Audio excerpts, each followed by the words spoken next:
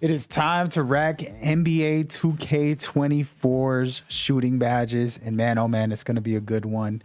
Just so we can be clear, guys, I have played over 200 hours. I have 3 builds with 3 different ratings, very different play styles, and also a bunch of pro players and top content creators giving me feedback on what they consider to be the best. So we are going to dive deep down this rabbit hole of the tier list. Please do not skip through, because the point of it is to give you my perspective. Doesn't mean it's a right thing. It means that's what I've seen and that's what other people have shared as far as what they feel is the most valuable at the moment after 2 weeks of release of the game. If you're watching this later, I will do some updates and things like that. I also have finishing, defense, and playmaking tier lists as well you can check out. And the point is to have a discussion. Maybe you can share some insight in the comments or on social media about the badges you really like and that you feel maybe I overvalued or undervalued.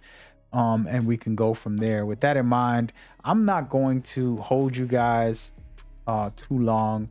Let's get right into it.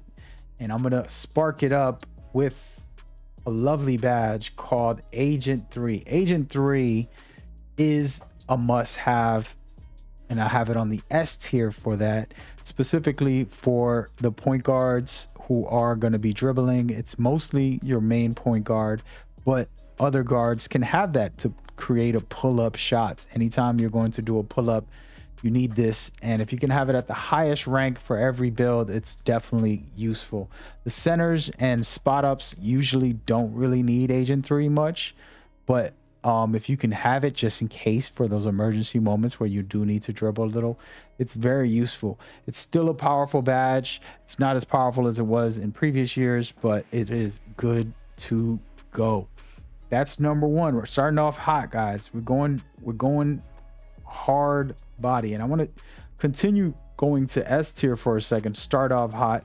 Limitless range. This might be a hot topic, like, hey, I don't really feel like I need it this year, and the reason for that is because you can green anything. They say the green window might be so tiny that you can't see it, but Mike Wayne has expressed that basically you can green anything within reason, and you know, limitless range just helps with that, right? If it's gonna boost your green window a little, then you want that.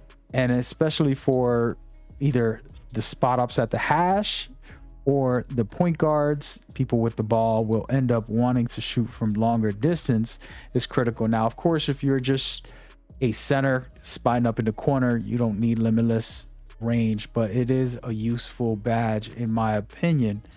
Now, another badge that I've been really loving so far, and I have it on S tier, is the one and the only blinders. Why do I love blinders? Well, when you're shooting fades, or when someone's trying to come to contest from late, when you're moving left or right, or just getting open, sometimes they're usually on left or right of you. All right, there's only 4 ways they can go: front, back, left, right. So this badge covers both sides, and it covers not only both sides, it covers some of your front as well. So it's a really good badge to have in general for every build if you can at the highest level. But if you are a guard, it's going to be your job to get open and make a play, and that's going to be the type of badge that you want to have. We're starting off hot. I wanted to give you all that to bring you in and lock you in. All right, but now I'm going to spread this sheet out and actually just show you the final product here as we go forward. As you can see right here, ladies and gentlemen, this is the final product. I want to explain why I have badges in certain areas and why I don't. We're going to start off with MIDI Magician. The reason why I have it on B is because it is situational. Not everybody in most of the community is shooting threes or driving to the basket, is kind of the name of the game. The mid-range has been lost in the real NBA and in 2K a little bit. It's been coming back stronger lately, and it is very strong this year, and you can actually put Mini Magician higher up, close to S tier, because of that. But I have it on B because it is situational. Certain people don't use it. Even myself, who has a pure shooting build, it's about an 85 on my mid-range just to have MIDI Magician on gold, I believe, something like that. So that's why I have it here. If somebody watches me, like, that's wrong, that's silly, this is a bad. And like I said, it is all about understanding why I'm placing them in these situations. Now, to have it here with this badge, I'm going to put it down one tier just to be clear. Free points gives you the free throw clutch moments for free throws, and you don't really need that. You should be a good free throw shooter. If you're not, then don't play Pro-Am or don't play fives, basically. Just stick to threes. There's no free throw shooting and you're fine. So that's how I feel about that. And I mean, I could drop this down even lower. The badge that I want to talk about, the combination that's important, is Slithery Off Ball and Spot Finder. If you have these two on Hall of Fame, this can go up to A, just because it does help you get open when you have Spot Finder. It gives you that quick little boost to try and get open. Then on top of it, Slithery Off Ball will give you those quick little slips. I call it slithery, but it's slippery. All right. I say slithery because you are slithery when you're off ball.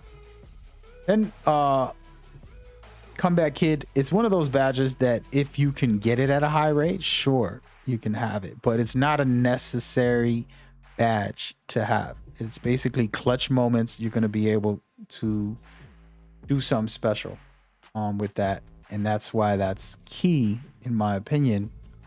You know, to each his own. Everybody has their play styles and what they think is best or not best. But personally, I love it. All right. And now we're going to get into a couple of other badges as we go forward. You're looking at Space Creator, one of the best badges in the game, if that is your playstyle. And it would go even higher if you're a really solid player that knows how to use Space Creator and use that step back shot or side shot. And you can even move in with this shot. There's a lot of ways to play this, and this is such a great badge. But again, it's situational, so I have it on A because it ain't going to be the #1 badge to use, but it's definitely very useful in the game. Now, Green Machine is one of those badges you can put in S tier that is kind of like, oh man, I should have this as high as I could, regardless of what build I have, right? Because if you hit 2 shots, you're boosting your shooting for the rest of the game, and you can continue to hit for the rest of the game. And it's critical to get that first 2 shots anyways.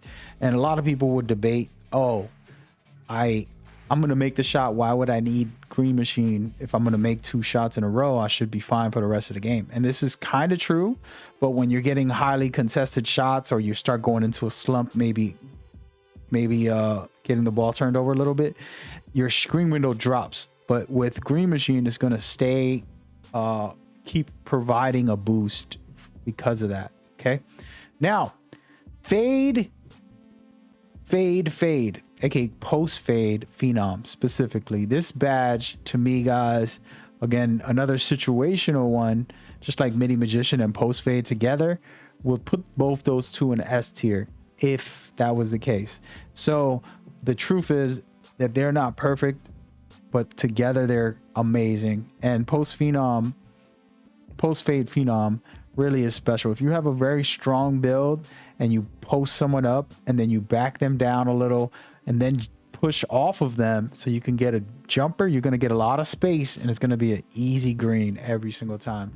Once you master that, you're basically unstoppable. And that's why I have it at A. It's definitely useful. Now, Claymore, a must-have badge, and also all of these right here are for the spot ups. Okay, you don't need it for a spot up. You can be a guard if you really wanted to have these as well, because they will have them.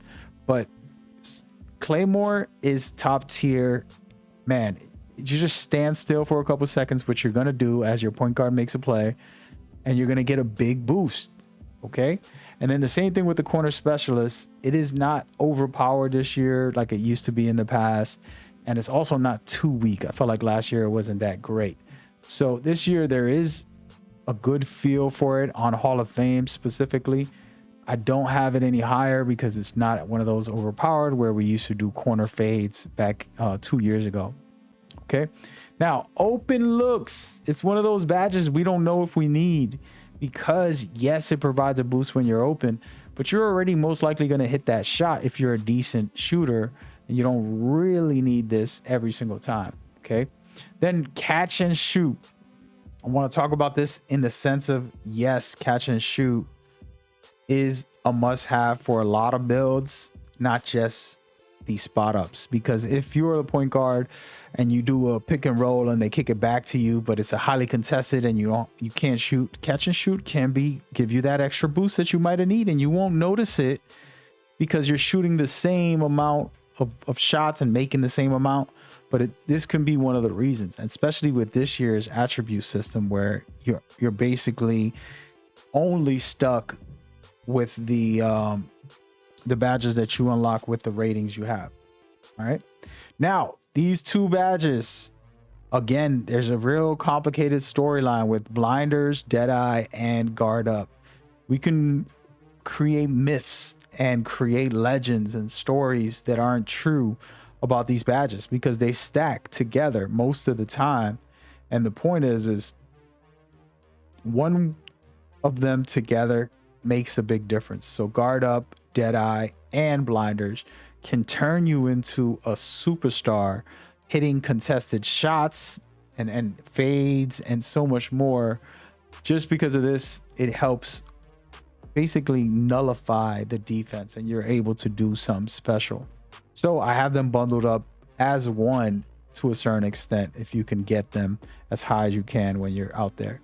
That's that for the tier list. You see, I want to take a moment. As I said, there's no wrong answers here. Again, I could move Mini Magician to the top and say this thing is crazy with Phenom Beast. I can do the same, plunking all of these together and saying, oh, the spot ups can be the best in the game if you put all these together. We can even talk about off ball. I don't know if you've seen a couple players who are playing off ball with off ball screens and using these badges. All of this can play a role in how you play and the dominance you can have depending on the game. But of course, like I said, I'm not trying to rustle feathers too much. I'm just giving you the opinion of what's out there, considering different modes, considering that your skill level, not everything is for you. For example, Space Creator is a more skill-based badge, but you can have simple things like catch and shoot that will boost any player. They don't have to trigger anything or do anything special for it. So those are the type of things that you got to consider. Understand, I'm just giving you a topic starter. We can talk in the comments of what you feel or don't feel was correct, and then go from there. Build upon this for as the patches and updates come out and new seasons come out, and we'll see how the game feels. I've been having a lot of fun. I do have more tutorials like this as far as the tier list, giving the rankings on them. You can go check out the playmaking, defense, shooting, and finishing. So much more. I appreciate you guys. I hope y'all enjoyed this. See you on the court.